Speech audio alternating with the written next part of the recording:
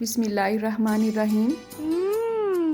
Tasty. जी हाँ, आज हम बनाएंगे बहुत ही टेस्टी गाजर खीर, जिसे बहुत से लोग गजरेला भी कहते हैं। अपनी इस रेसिपी को शॉर्ट करने के लिए हम कुछ शॉर्टकट्स भी लेंगे, जिसकी वजह से हमारी गाजर खीर टेस्टी तो होगी ही, लेकिन आप इसे किसी भी दावत के लिए झटपट रेडी कर सकेंगे। तो चलें, अपना टाइम वेस्ट किए बगैर अपनी रेसिपी स्टार्ट करते हैं।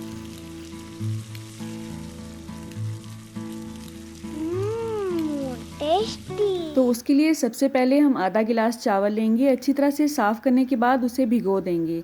आपने इसे 15 से 20 मिनट के लिए भिगोना है, और जब हमने इसको खीर में ऐड करना है तो हम इसका एक्स्ट्रा पानी रिमूव करके इसको हाथ से अच्छी तरह से मैश कर लेंगे। अब यहाँ पे खीर बनाने के लिए मैंने 4 किलो दूध लिया है। आप भी सोच रहे होंगे 4 किलो दूध के लिए सिर्फ आधा कप चावल। जी हाँ, बिल्कुल ऐसा ही है। जितने कम चावल आप लेंगे और जितनी ज़्यादा खीर को आप पकाएंगे, उतना ही इसका टेस्ट अच्छा आएगा। गाजर खीर है तो ज़ाहिर है हम गाजर की क्वांटिटी को थोड़ा सा ज़्यादा रखेंगे। इससे पहले भी मैं आपसे नवाबी गाजर खीर की रेसिपी शेयर कर चुकी हूँ, उसका लिंक मैं आपको डिस्क्रिप्शन बॉक्स में दे दूँगी इंशाल्लाह। उस रेसिपी में हमने कुछ डिफरेंट टिप्स एंड ट्रिक्स को फॉलो किया था। अब दूध में अच्छी तरह से उबाल आ चुका है, इसमें हम चावल ऐड कर देंगे, जिसका एक्स्ट्रा पानी हमने रिमूव कर दिया है, और इसको हाथ से अच्छी तरह से मैश कर लिया है। और चावलों के साथ ही हम इसमें कद्दूकश की हुई गाजरें ऐड कर देंगे। तो 4 किलो दूध के लिए मैंने यहाँ पे 1.5 किलो गाजरें ली हैं।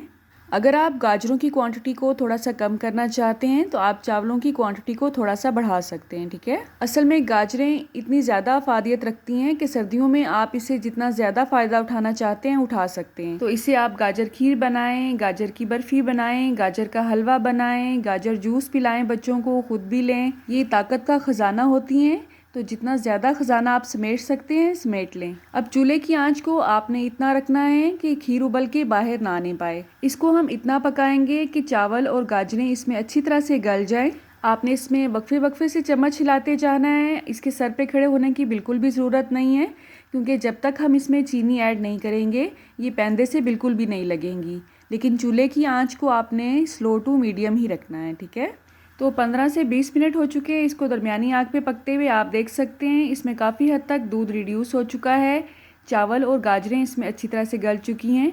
अब एक शॉर्टकट तो ये है, आपने इस तरह का कोई भी मग या पवा लेना है, उसको बैक साइड पे आपने इस तरह से मैश करना है जिस तरह से हम इसमें घोटा लगाते हैं, या आप इस तरह की कोई भी मशीन ले लें, ये हर घर में आजकल अवेलेबल होती है। अगर नहीं है आपके पास तो ये ज़रूर होनी चाहिए हर किचन में। सिर्फ 2,500 की मैंने 1 से 1.5 साल पहले ही ख़रीदी थी, तो सिर्फ चंद सेकंड के लिए ही इसमें मैंने इसको यूज़ किया है। आप चाहें तो आधी खीर को शेकर जग वाले जग में डाल के अच्छी तरह से मैश कर लें और इसे बाकी खीर में मिक्स कर दें। इस तरह से भी सेम ऐसा ही रिज़ल्ट आएगा जैसा कि मेरी खीर का आया है। तो इसको हम 1 से 2 उबाल आने देंगे।